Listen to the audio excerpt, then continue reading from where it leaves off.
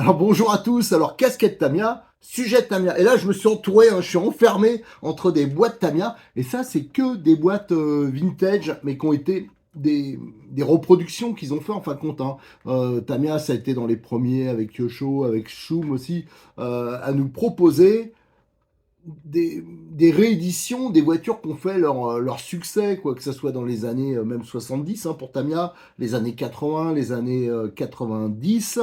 Et c'est des voitures qui ont pas mal de succès parce que c'est des modèles qui avaient un look généralement quand même particulier, des conceptions comme on fait plus maintenant. Donc ceux qui aiment bien surtout monter les voitures, il y a les collectionneurs bien sûr, ceux qui a la chance comme moi, enfin qui n'ont pas eu la chance comme moi à l'époque d'avoir ces voitures-là, ben, on aime bien les monter par la suite, même si parfois, je vous en reparlerai, il y a quelques modifications entre les rééditions et les modèles de l'époque.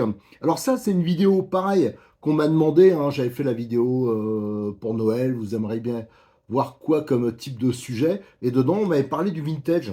Alors j'ai fait un peu un mix, et là je l'ai mis sur Tamiya, parce que c'est eux qui rééditent le plus de voitures. Kyosho, ils en rééditent aussi pas mal. Mais là, il y a une gamme de prix qui est assez étendue. Et c'est vrai que Tamiya, c'est déjà le plaisir. Voilà, c'est peut-être parce que j'ai fait de la maquette il y a longtemps, mais c'est le plaisir de monter, tout ça. Alors, on parlera des voitures. Je vais essayer de les montrer toutes, enfin celles que j'ai. Je m'en suis fait aussi passer par Cyril Domdis 34. Il y a des modèles qu'il a qui sont actuellement réédités que j'ai pas encore. J'aimerais bien les avoir, mais je sais pas comment montrer ça, mais il y a plus de sous. Donc pour l'instant, c'est pas possible. Là, j'ai fait trop de folie. Voilà, donc on va regarder ça et je vais en profiter pour vous dire les changements qu'il y a eu quand je les connais, mais aussi si c'est actuellement dispo au niveau du distributeur ou que c'est fini cette réédition, parce que des fois ils rééditent une fois et après on voit plus, des fois ça revient. Et si jamais j'ai vu que c'était dispo chez Cyril, si c'est chaud ou pas, parce que des fois c'est plus dispo euh, chez T2M, chez le distributeur, mais il en reste un peu en boutique et ça des fois je vous ai prévenu. Tiens, c'est le cas de celui-ci, je vous avais fait le montage intégral. Voilà, c'est ça que j'aime bien, moi. C'est pas une voiture pour rouler, moi, je vous avoue, peut-être qu'un jour elle roulera un peu, mais alors, regardez, des triangles à une mécanique tout à l'une, enfin, ça a de la gueule, quoi, c'était quand même, voilà, là je fais dans la série, c'était mieux avant, là franchement, oui, alors pas pour rouler, mais au moins, on achetait un kit, on savait pourquoi, il y a de la masse, c'est pas tout plastique, donc voilà, moi c'est celle-là que j'aime, et celle-là c'est parfois les plus dures. Et quand ils l'ont réédité, je vous l'ai dit, à un moment j'ai dit faites gaffe parce que ça c'est vraiment les dernières. Cyril il avait réussi à en gratter encore quelques-unes. La dernière elle est partie il y a pas longtemps. J'avais refait une vidéo, j'en avais parlé parce qu'on me posait beaucoup de questions là-dessus. J'ai dit il y en a plus qu'une quoi et ça n'a pas manqué. Bah, elle est partie, je crois. Je publie la vidéo 10 minutes après elle est partie et il a reçu mais je sais pas combien de messages pour en avoir. Donc faites gaffe. Ça a été le cas aussi avec la R5 Turbo. La R5 Turbo mais il n'y a pas une semaine sans qu'on me demande bah, comment je fais pour avoir une R5 Turbo quand elle est sortie, la R5 Turbo. Fallait la prendre, j'avais dit, les infos que j'ai eues, c'est qu'ils vont l'éditer une fois, parce que ça intéresse pas les US, le Japon, très peu. Donc quand c'est que pour l'Europe, généralement, voilà, c'est pas une diffusion qui est suffisante pour eux, surtout quand c'est en plus particulier à la France. Donc voilà, et ça a été, alors ça va devenir le méga collector aussi. Mais ça, j'avais prévenu, Cyril en avait reçu plein, et bizarrement, ça s'est écoulé, allez, je crois en 2 jours, mais avec un gros décalage, quoi. Ça, j'ai pas bien compris. Pourtant, des collectionneurs Tamiya, des gens qui s'intéressent. Voilà, moi, je comprends, même si on fait une autre catégorie, moi le 1/10, franchement, c'est pas mon truc, mais Tamiya, c'est particulier pour moi. C'est blindé de défauts, mais j'aime bien, c'est des caisses, et surtout, il faisait beaucoup de voitures dans les années 80 qui a une forme un peu manga, quoi. Enfin voilà, avec des pilotes, des formes hyper futuristes, et ça, c'est quand même assez sympa. Et maintenant, on peut en avoir à des prix qui restent encore à peu près raisonnables. Allez, je vais vous montrer ça, on va monter là-haut, où je vous ai déjà montré ma collection, j'aurai plus de place, et on va essayer de passer en revue ces bagnoles. Je vous dirai aussi celles que j'ai pas et qui sont éventuellement dispo. Les modèles où éventuellement on peut rouler avec, ceux où il faut mieux éviter. Et je vais vous parler aussi du problème des pièces détachées qui sont pas tout le temps assurées. Ça, il suffit d'aller voir sur le site T2M, vous verrez, vous tapez, je sais pas, là, par exemple, j'ai un Saint Dragon, vous y allez. Ça, c'est une voiture qui est dispo actuellement d'ailleurs. Vous y allez, vous tapez la référence de la voiture et ça vous dira le stock de pièces, si c'est dispo, plus fabriqué. Vous allez voir que des fois, c'est chaud d'ailleurs. Donc si on les utilise, faut y aller mollo. Allez, on va voir ça tout de suite. Alors, je suis monté dans la mezzanine où j'ai ma collection de voitures. Je me suis entouré donc de Tamiya que je vais vous montrer. Donc, c'est vraiment dans le sujet, les voitures, comment dire, vintage qui sont reproduites par Tamiya. Donc, il y a de quoi faire. Il y en a ici aussi. Voilà, j'ai mis de côté. Ça, c'est des voitures que je me suis. Alors, il y en a certaines, c'est à moi. D'autres voitures que j'ai empruntées à Cyril pour pouvoir vous les présenter. Alors, le but, ce serait pour moi de les avoir toutes un jour. Mais bon, voilà, c'est le budget. Alors, celle-ci, voilà, je vais quand même les détailler et pas grave, je ferai plusieurs vidéos. Je vais séquencer parce que ça m'embête de faire un survol supersonique. Je préfère quand même vous détailler un minimum ça. Alors, il y a certaines voitures, je vous ai déjà présenté en détail, donc je vous invite à regarder ce qu'on a fait déjà en Tamiya sur notre chaîne YouTube, sur le forum de RC Mag aussi. Et si vous êtes intéressé par ma collection, je vous rappelle, j'ai fait toute une série, il y en a beaucoup d'ailleurs, de vidéos. Il y avait marqué vidéo 1, vidéo 2, 3, 4. C'était découverte de mon mini musée RC. Alors c'est vraiment beaucoup de voitures qui ont besoin de beaucoup de boulot parce que voilà, j'ai pas le temps pour l'instant. Il faudra que je m'y penche quand même un jour avant de me retrouver entre quatre planches, quoi, histoire de voir ça fini. On peut rêver, mais je pense que même si je me lance, j'en ai pour des années, même en bossant tous les jours. Donc au moins, moi je m'ennuie pas, ça c'est déjà bien. Alors ça c'était la voiture qu'ils ont sortie, alors ça c'est vraiment un collector. Alors ça je le mets dans la catégorie de est-ce qu'ils vont le ressortir un jour à l'interrogation. Parce que ça il l'avait sorti pour le 45e anniversaire donc de la sortie de la première voiture de chez Tamiya. Donc c'était avec cette carrosserie, c'était la Porsche 934 coupé Vaillant. À la base, ils avaient tiré ça d'une maquette. Chez Tamiya, on trouve cette maquette aussi. Et c'était en 1976, donc c'était pour 2021 qu'ils avaient sorti ça. Moi, j'ai l'impression que ça a été plutôt dispo en 2022. Et bien sûr, le châssis qui est en dessous, c'était pas d'époque, c'est un châssis des années, je crois de la fin des années 90 ou début des années 2000, je sais plus. Donc un TA02 SW, donc c'est une version courte avec le moteur à l'arrière, c'est un 4x4. On va voir ça, donc il y avait toutes les explications. Donc ça, c'était une boîte collector.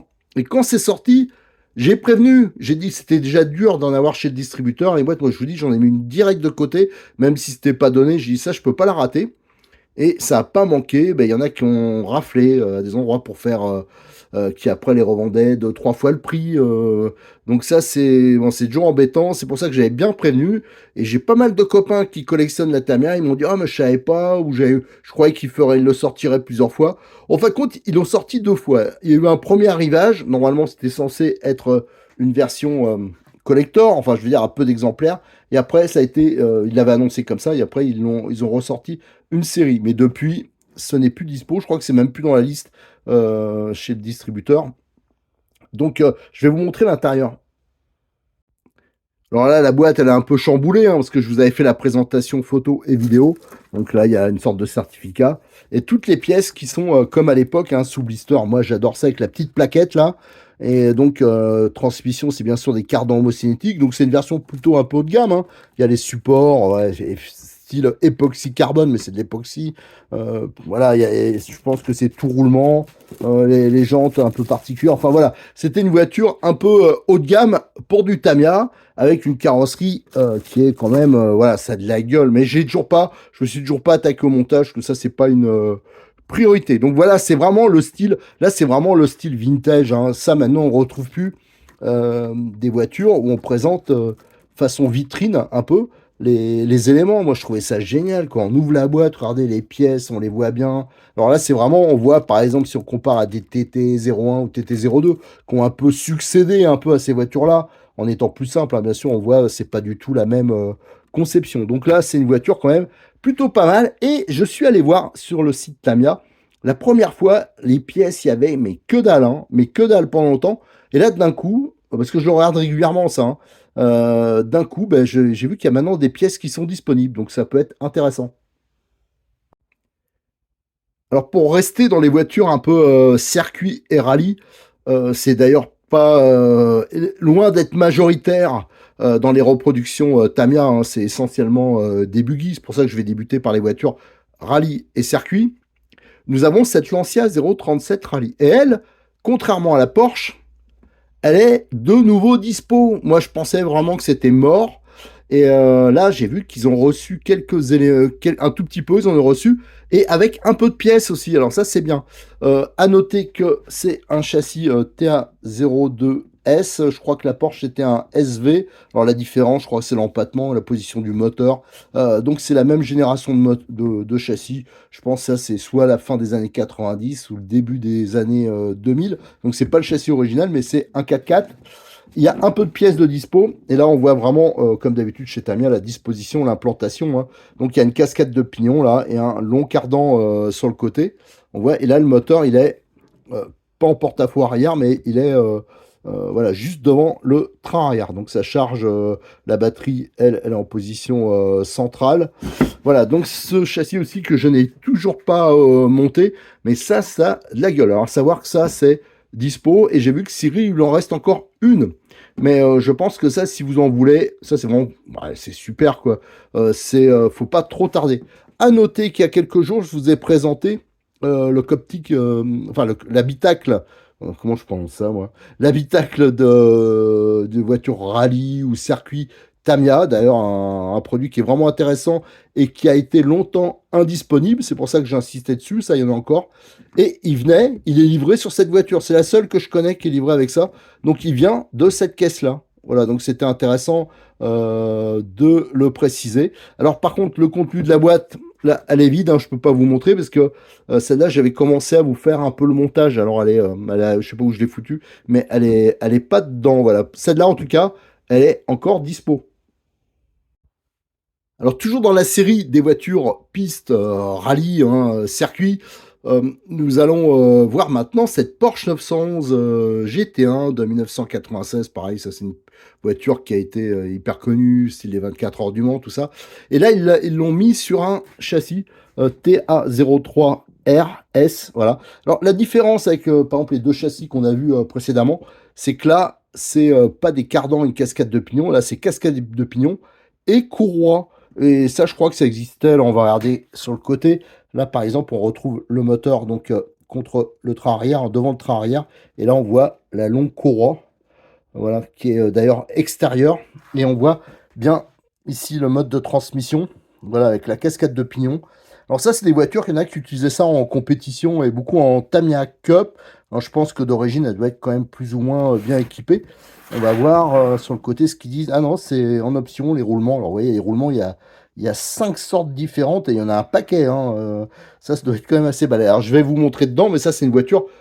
Vous retrouverez, je pense, la présentation sur notre chaîne YouTube. J'en ai fait tellement, il faut dire que je ne m'y retrouve plus. Alors quand on ouvre la boîte, c'est en vrac parce que je voulais déjà présenter cette caisse. Donc voilà, il y a tout qui est en pièces. On voit qu'il y a les amortisseurs hydrauliques. Regardez, les cascades de pignon là. Bon, ça on connaît bien chez Tamiya. Là encore, c'est un peu particulier avec les courroies, tout. Donc ça, c'est pareil, une voiture, il va falloir que je me tape le montage. Donc ça sera intéressant. Par contre, mauvaise nouvelle. Alors ça, c'est une caisse quand même qui est hyper sympa. Simplement le châssis. La carrosserie, moi, je t'avoue que je suis pas fanat de ces modèles-là, mais simplement le châssis, quoi. À l'époque, moi, je le voyais que dans les revues, hein, dans les Hot 8, les RC Racing Car, ce châssis, sur les Tamiya Cup, tout. Et sauf que c'était assez onéreux. Donc là, ça permet, c'est quand même beaucoup moins cher, hein, maintenant en proportion. Donc ça, c'était intéressant, c'était l'occasion d'en avoir une. Donc ça, un jour, il faudra que je fasse le montage. Mais je pense que j'ai un peu cherché, apparemment, ce n'est plus dispo, malheureusement. Donc c'est maintenant devenu, à moins que ça ressorte, un collector. Alors maintenant, une réédition qui est assez récente, hein, c'est la Mercedes C11 hein, de 1990, donc sur le châssis groupe C.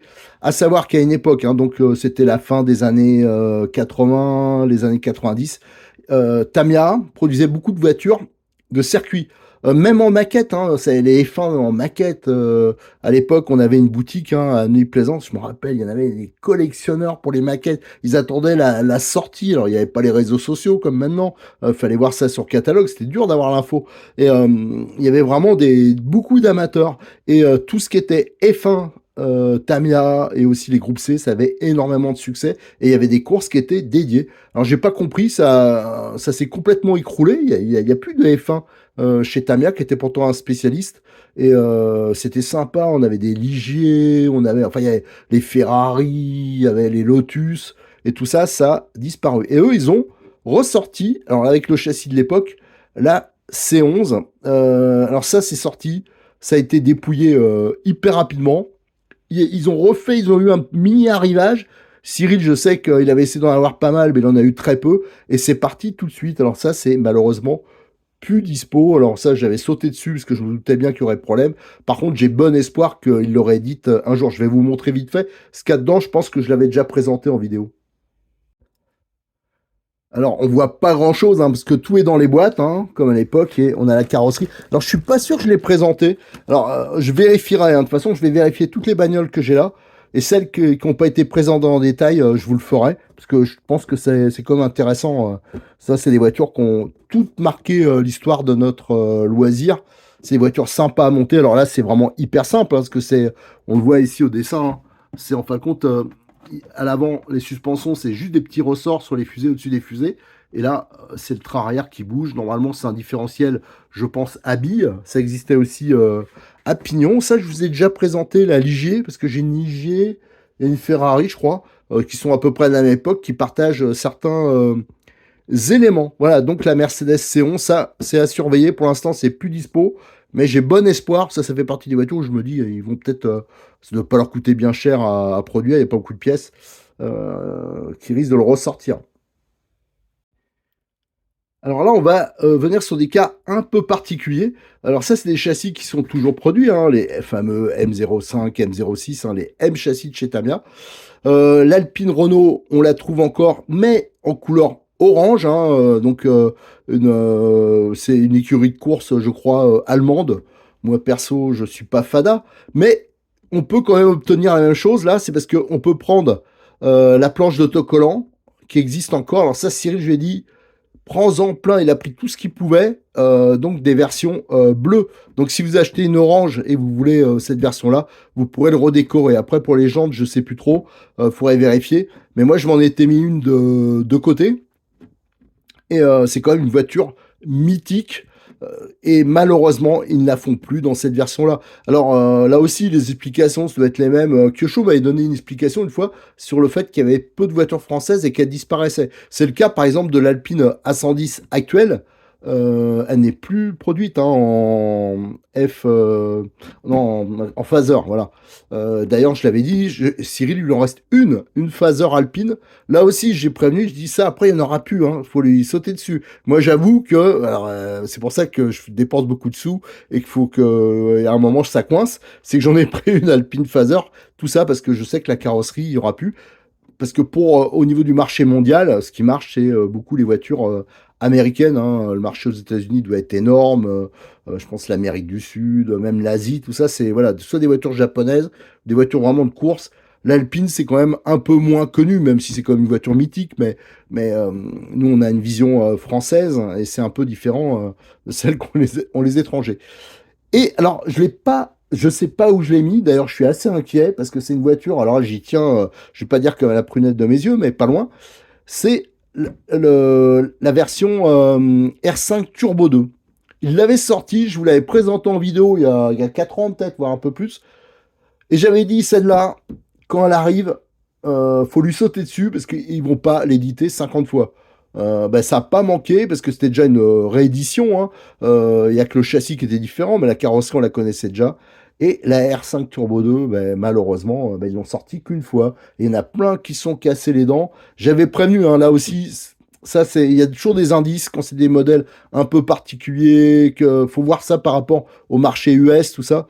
Ben, ça n'a pas manqué, il n'y a plus. Voilà, donc c'était pour vous montrer l'Alpine. Mais l'Alpine, ce qui est bien, c'est que on peut prendre la version orange, qui d'ailleurs, je ne sais pas si elle est en sursis ou pas, la version orange, parce que je vois pas pourquoi elle se vendrait plus que cette version bleue.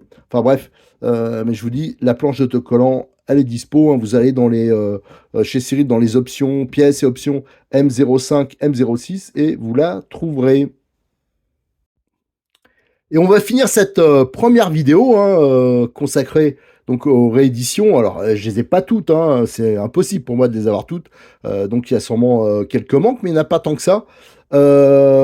Qui étaient consacrés donc alors involontairement au début, mais après j'ai dit tiens c'est pratique, aux voitures, donc circuit, rallye, piste. Et là on a, alors là c'est vraiment une légende de la F1, quoi, là. C'est peut-être la plus connue des F1, c'est la Tyrrell P34 avec 6 roues. Alors ça existait en thermique, hein. Micro Racing, je me rappelle qu'il avait sorti, donc ça en huitième, hein. Et ça a quand même de la gueule, quoi. Ouais, enfin c'est... Moi j'adore ça. Et ils l'ont réédité, alors la carrosserie c'était sur un autre châssis. Et là, c'est un classique F103, donc en 6 roues, hein. Ils ont rajouté un essieu à l'avant. Alors ça, c'est vraiment le châssis qui date un peu. Et malheureusement, sur cette base-là, ils proposent plus de Formule 1. Ressortez-nous des Formule 1. Alors peut-être pas des actuels, parce que bon, il n'y a rien de... Mais voilà, des voitures un peu mythiques, ça serait sympa.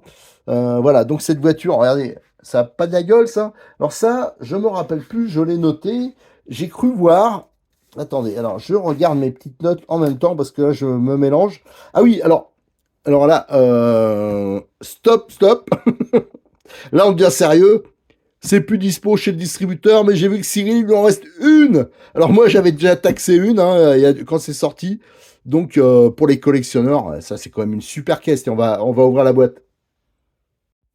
Alors comme j'avais fait à l'époque la vidéo de présentation, mais j'ai pas fait le montage, hein, j'ai pas le temps. Je vous le ferai, hein, mais pour l'instant j'ai pas pu. Donc c'est un peu en vrac, hein, donc on a la planche d'autocollant, la carrosserie. Ça par contre c'est bien, elle est peinte et c'est de l'ABS, sûrement comme à l'époque. Hein. C'est pas du Lexandre. Enfin non, elle est pas peinte, elle est teintée dans la masse plutôt. Donc là la partie blanche qui se détache, hein, et là la partie bleue. On a les pneus mousse qui sont déjà tournés, hein, en forme, c'est des pneus mousse. Et là, en dessous, on a toutes les pièces. Alors, c'est une voiture qui est quand même relativement simple, hein, parce que c'est un peu comme la C11. Vous avez des petits ressorts devant qui font office de suspension sur les axes de fusée, hein, les pivots de fusée.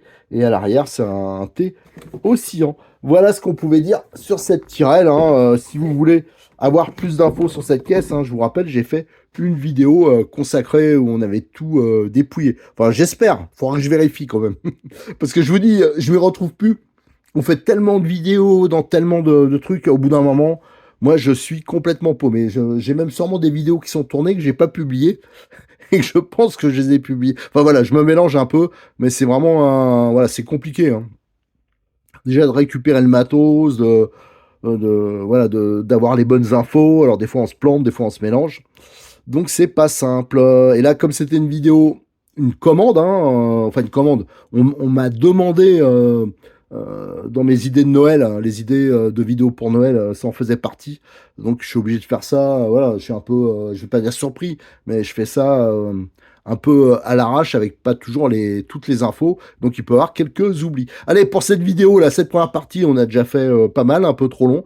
J'enchaîne tout de suite la seconde vidéo, hein, je les mettrai à la suite. Allez, à très bientôt sur notre chaîne YouTube. N'oubliez pas de venir nous rejoindre sur le forum de rcmac.com. N'oubliez pas qu'il y a aussi un musée. Si vous voulez mettre vos vieilles Tamiya, ça serait bien. Là, j'ai besoin d'aide là-dessus pour l'alimenter. Et n'oubliez pas de liker et de vous abonner.